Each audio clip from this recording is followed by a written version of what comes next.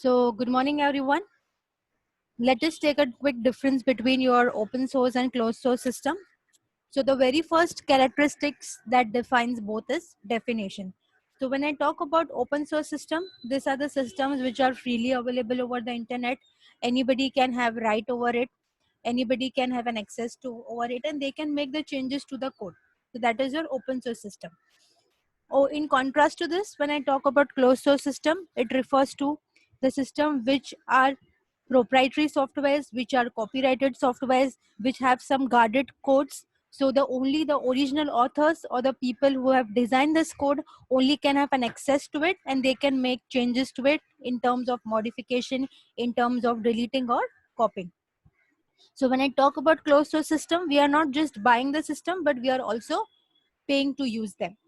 Next is your characteristic is your distribution. So when I talk about distribution, open source systems are freely distributed. Since the source is open, the platform is open to everyone. So the distribution is freely available. Wherein in contrast to this, when I talk about closed source system, these are not freely available because it belongs to a private company. So the company who is coming up with the source code, they are not making it a free version. Rather, you have to pay for the software and you have to buy the software. So according to the functionalities, the pricing of your closed source software will keep on changing. The more better software you look for, the most high cost it will be. So because it will give you more functionality, there will be a lot of innovation, there will be security of your information, most importantly. So that is something which we are paying for. Next, third come is your uh, security, fourth. So when I talk about security in open source system, the security is zero because the platform itself is open. So anybody will download the code from the platform, they'll make the changes, they'll come up with new release. So the security is not there. So anybody can have an access to piece of code, they can come up with their new ideas, their innovations. Okay, in contrast to this, when I talk about closed source system, the security is very high and the security norms are already designed by the vendor or the original author who has come up with this software. So in case if the security is so high that if something goes wrong or if something stop working, then in that case you have to always call the support team and ask for a queries. However, solving your problems will take a little bit time because they will be dealing with so many people. Next characteristic is source code availability. So when I talk about source code availability in open source system, it is freely available. Anybody or any individual can have an access to it. There is no restrictions over your source code. You can have an access to it, you can make changes to it, you can come up with your innovation, you can even share your code to other public platforms. So there is no restriction. Wherein if I talk about closed source system, in contrast to this, there is lot of restriction. Since it belongs to a private company, there are restrictions involved into it. Only the people who have designed the software can only make the changes, can view. However, because of this limitations, it has actually implemented high level of security and reliability over your softwares in contrast to your open source system. Next comes your usability. Usability refers to whatever manuals we receive. Okay, so in open source system there is no manuals as such written. Okay, they are just simple, you can say, set of rules and regulations, and these are regulations which are very generic, and the people who belong to, you can say, an software background can only understand those rules and regulations. So this is very generic one. The person who are not belonging to this community or who is not belonging to your, you can say, a software company, so for them it may be a bit difficult. They will not understand the usability. That is nothing but the guidelines, you can say, that you have to, before starting something, you have to read the norms, that is rules and regulation. Okay, in contrast to this, when I talk about closed source system, the software usability, or you can say the usability of the user guide, is one of the merits here, because they will document each and everything, and whatever they write into it, it is in such a simple form that anybody who is not belonging to that background will be also able to understand. So the usability in open source system will be understandable only to the community people, those who belong to the software background. Wherein if I talk about usability in closed source system, it will be reachable to all the people who are belonging to the background, who are not belonging to the background, because they are making sure that they are documenting it so simple way that at any point of time, if you are stuck somewhere, just by reading that manual you will understand how to go about. So that is it. Next, when I talk about example, the example here is Android, okay, and the example here is iOS. However, there are many, you can say, examples there. So the most common which I have taken the two platforms, that is your Android and iOS. So you can have many examples as well. You can say, see here you have your Mozilla Firefox, okay, you have your WordPress, then you in the closed source you have your PowerPoint, you have your Skype, that Android or Acrobat Reader. So these are all your open source and closed source. So please write it down the example. I guess you all have not written the example. In case if not, then please write it down.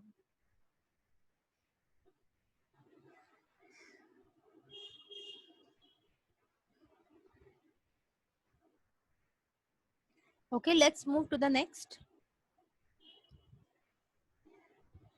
So the next topic says you mixing of your open and closed source. So now we have just seen that what you mean by open source system and what you mean by closed source system. So they have asked here one question, mixing open and closed source. So is that really possible, or is it going to be a good combination if you think of it? The answer of it is no, because you're mixing two sources which are working independently, which have their working also very different. When you are mixing something where there is a commonality which is existing between this system, then integrating them becomes at time very easy, okay. But if you see that you are trying to integrate two independent sources or two independent components, then it becomes very difficult, because one is completely open and other is completely closed, okay. So mixing completely open and completely closed is a very troublesome combination. If there used to be any common, you can say a point, or you can say a common characteristics which can easily integrate between these two, then we would have really think for an option wherein we can go for mixing them. But both of them are working independently and their working is also opposite. That's also something which is very important for us to consider. So when we talk about mixing open and source, we are just here referring to that how we can mix the setup of your closed source application, and over that you have a top, over top of it you can have your open source application. So here we can take an example of your operating system. One, you have a closed operating system, and another you have an open source operating system, or applications which are very open and operating system which are very close. Something like that we can take in a combination to understand this. So whenever we try to mix this two, there is lots of vulnerabilities which comes into the picture, because when I talk about operating system, the operating system is something really need to be protected. And when we talk about in closed source, there is a lot of protection. So it will always make sure that whenever they are having open applications running over it, they will try to protect their information, and this open source application will always keep on asking the information, and this will actually can act as a trouble in the terms of what you are trying to get an information, you are trying to have threats into the system, because one is open source, anybody is accessing to it, they are making the code, they're designing the code, they are making changes to it. So when I talk about open source versus closed source, an open source application will always try to take hidden information from the closed source system. So it is just like that, that you are trying to integrate two different things wherein both of them are working independently with each other, and it is something like you are trying to have a big combination of problems, okay. Like an open source apps or your closed source operating system can comes as a one to many relationship, okay. One to many here I'm referring to, why? Because there will be one thread and that will be controlled by many vulnerabilities, okay. So that is why I'm referring to as this combination as one to many. Example can be your PHP and Oracle.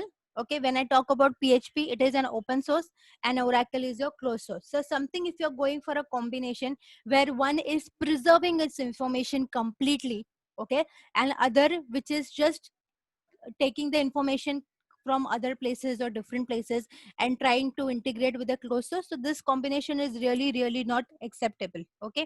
Either you should go for an open close completely, or either you should go for a closed system completely. Don't try to integrate this two, because integration of closed and open source is really not possible, okay, because one is completely hiding and another is completely open. So this two combination cannot be possible. Okay, let's move to the next. Next topic which we are looking into is your closed source for mass market project. Okay. Before we move to this, first we should understand what do you mean by mass market project. So when I talk about mass market project, it actually refers to you are doing marketing of your project on the mass level. Mass refers to at bulk level, or you are taking orders which are uh, big in numbers, you can say. So that is your mass market projects. So it is telling that can we go for a closed source option for the mass market project? The answer is yes, you can go for it. Okay, but there are many, you can say, complexities which come into the picture with this. Okay, because when we talk about closed source system, which we have already seen before, it doesn't gives you much openness, I can say. Okay, it's not that user friendly. It keeps hiding the information. The at times, there are some applications which require your information, but there are some applications which doesn't gives those information. So at that time, the integration doesn't becomes possible. Okay, so we can consider a scenario wherein we have a project. Okay, that project is really not that successful, but it is very huge. Okay, so that is your mass market project, a project, I'll repeat again, which is not successful but which is very big. You have come up with a very big idea, it may not be that successful. Okay, and the thing which we consider more when we talk about mass market project, as we have seen already, the cost and effort which is required to move from your traditional system to mass marketing, especially for the physical devices. Because when I talk about physical devices, it is comes with lots of limitation. So whenever you're going from a traditional method, that is just by designing a prototype, and going to the bigger level, that is your mass market project. So the biggest problem which comes into the picture is your physical device, because it comes with the limitation. So whenever you are talking about mass market projects, the closed source cannot be a good option. Okay, it can be a good option if you are integrating with some big companies. Okay, I'll repeat again. Closed source only cannot be a good option for mass market project.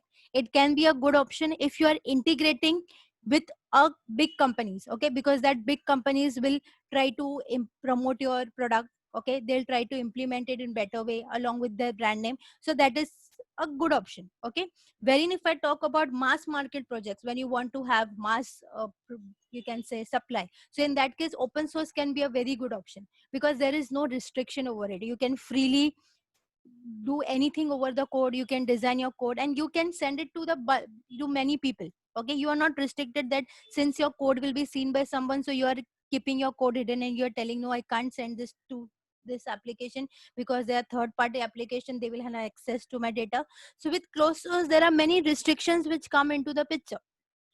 But if I talk about open source, the restriction is not there, because they don't worry about their code, because they know the code is anyways belong to a public platform.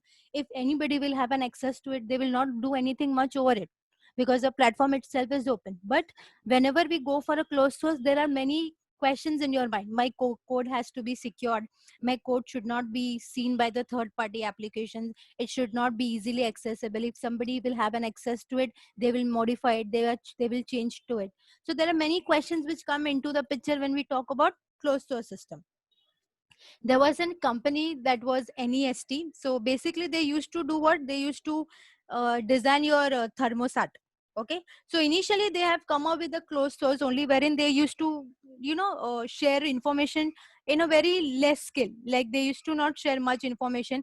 So because they were not open, okay, they didn't work well in the market, because as a people also they need more functionality. They need more freedom as well.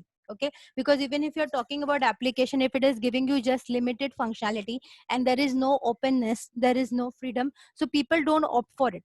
So what it did for making its project at a mass level, it integrated its company, or it signed an, you can say, a contract with an international company. Okay, and that international company had started rolling out the power monitors, which was important for your, you can say, for thermostat. So accordingly that project had become a very mass market project in a very lesser time, because initially that company was just coming up with limited functionality. It was not trying to do much more with it. So an international company signed a bond with it. Okay, and they said that we'll do this for your company, so they will have an equal share. That was a different story. But it whenever you're dealing with closed processes, you have to make sure that you are integrating with other big companies, so that together you can go for a mass project. Alone closed source software systems cannot go for mass market projects. Okay, always remember that.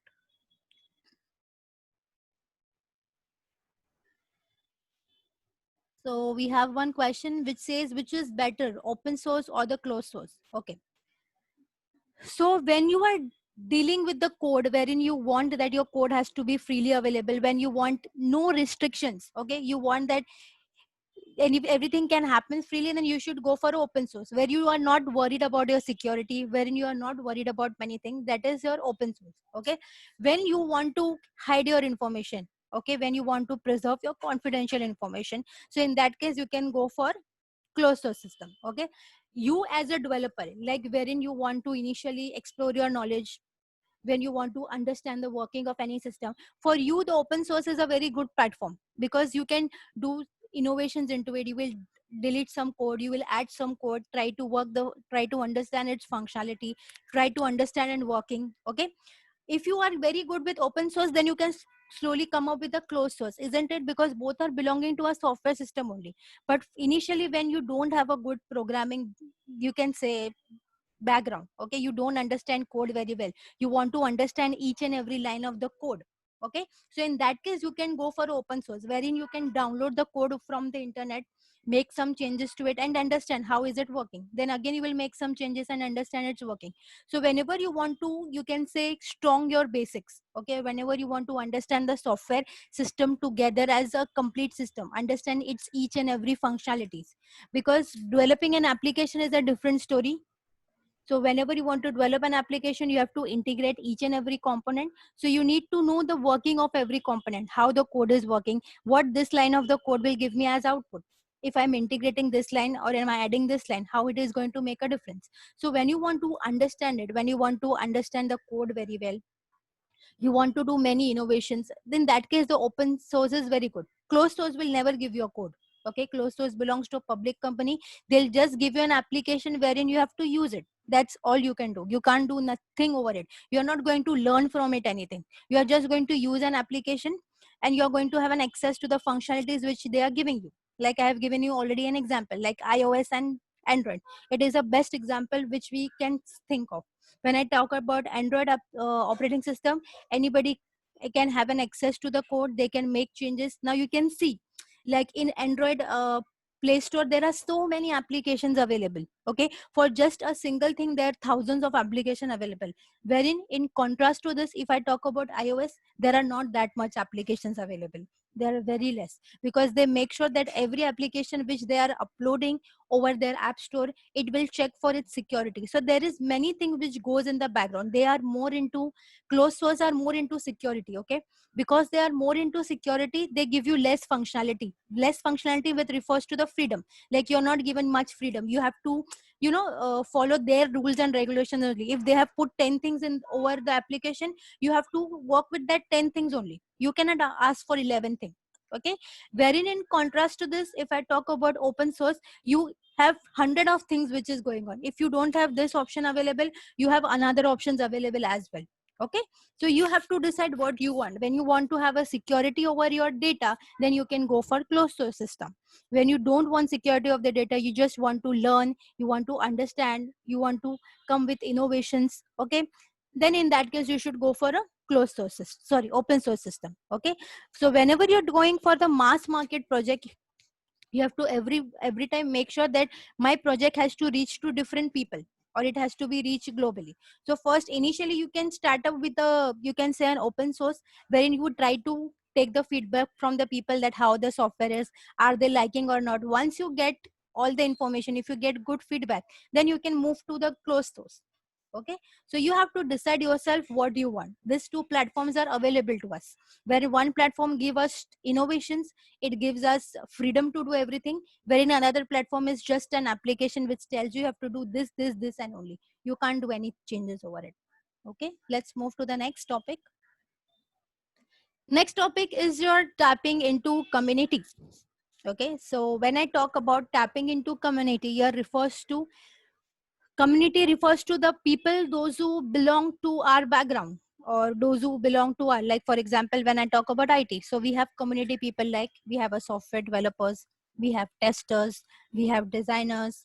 Okay, Then we have, you can say, your networking people. So community refers to all the people, those who come into our networks, you can say, or those who come into our, you can say, in our community, like in our taste and likings. Okay, that is your community. So whenever, you must have already seen that whenever you are designing any project, let us say you are thinking of any project of your TY. So what do you do after deciding the project? Do you start directly designing the project? The answer is no. Once you have designed your, finalize your area, you will do what? You will try to concern the person who belongs to that community. Like for example, I'll take an example. I want to do a networking project. So when I want to do a networking project, I have designed my interface, you can say. I've designed my components, everything. I've just done a basic study of it, that what it is, my system is going to be. Once I'm done with this, I'm going to go to a community people. Who is a community people? The one who is a network administrator, who handles the network of the company. I'll go to that community people and ask that this is my topic name, and this is what I think of, so whether I should go for it or not. Okay, so tapping into community means what? Whatever you are designing, whatever platform you are taking, whatever is there into your mind which you want to have as a product, okay, in the future. So directly will not go with it. First we'll consult the community people, the people those who are already working with that platform, the people who are already working since year into that area. You will have a talk with them. They will give you more insights about your project, whether it is feasible or not, or what are the options which are available if you want to go, because they are the people who are working since years into it, so they know much more than us, that what we have to do, how do we have to go. However, if you see that there are many other platforms also available, like when I talk about platforms, is nothing but other medium, like you can go for a Google search, you can search a video over your YouTube, you can read some blog, you can understand some code. But when I talk about word tapping into community, it really makes sense to us that we are referring, or we are making a decision of our platform with the people who are working on that platform. So that is what tapping into the community. We are directly dealing with the people who are there into that platform since years and years, and since we are considering them, they will be giving us very more detailed information about our current project, like we should go with it or not. If we should go, then what are the alternatives, what are the best things which you look for, what are the things which are under research. So they'll give you much more than what we require. So that is your tapping into community. So they can act as, you can say, a mentor to you. They can give the valuable informations. Again, next level can be, you can have meetings with your project heads, like with their project heads, the company project heads. So you're tapping into community, you are slowly gradually moving to that community and taking their feedback to understand that whatever you are doing is valuable, whatever you have thought, whether it is correct or not, because you are designing a project. Okay, and that project, maybe many of us will be looking forward as a startup as well. So whenever you are designing a project, you should not just simply go for taking the components, integrating them and come up with the project. You should have an each level of study of that step. Initial step, you should have a requirement analysis. Once you are done with this, you should discuss your requirement with different set of people, because it is always said, the more the minds, the more ideas come out. Okay, so always you have to keep talking about your project with different set of people, because you don't know what each of one has an idea into their minds, and this idea can come up with a something big project. So community here refers to that whenever you are talking about any project, you or any platform, you should first start communicating with the community people who are working in it since years, because they are only the right person will tell you that whether you are developing something is feasible or not. Because initially when you talk about project, we always understand that whatever I'm doing is feasible, but feasibility just not only refers to the software feasibility, it refers to many feasibility. It refers to feasibility with respect to money as well.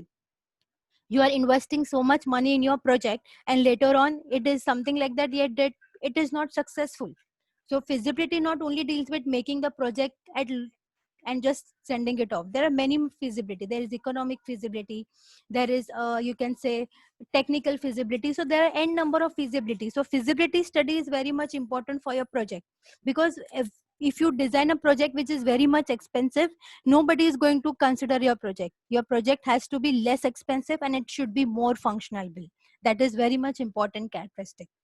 So that is your tapping into the community. So when I talk about tapping into the community, is nothing but contacting the community people, whatever you're doing. Maybe if you're developing an IoT device, so first you have to consider, or you should tap into the community people who are working with electronics, who are designing the embedded devices. First go with them, have a communication with them, understand your system, make them understand what you wanted to do. The very first question you should ask them, whatever I'm designing, whether it is feasible or not. This should be the very first question, because if your feasibility design is in place, everything will automatically fall into the place. Feasibility is very much important. So you have to ask the very first question, whatever I'm doing, is it feasible, whether it is logical to do this. This is also very much important, because whatever you're designing for a society, you're designing for the people, you're not designing for yourself. So whenever you are designing for so many things, you have to consider many things, and this information which a book cannot give you, a Google search cannot give you, a YouTube video cannot give you, a blog cannot give you, but the people who are working since years can give you this information, because they are day and night working with it, and they know that what problems can be faced by you in the future if you're using or you're developing with this technology, or what are the advantages of using this technology. Okay, so that is your tapping into community. So that completes your chapter.